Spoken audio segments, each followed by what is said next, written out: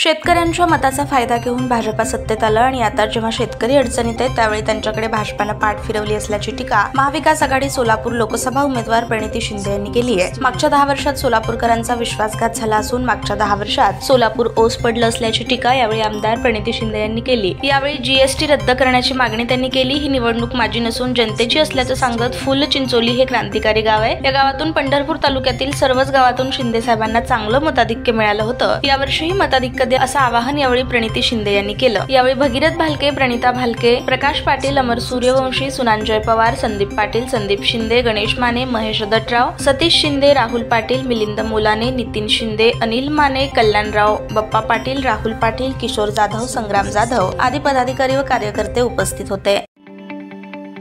ताज्या बातम्या पाहण्यासाठी प्राईम महाराष्ट्र न्यूज चॅनलला सबस्क्राईब करा।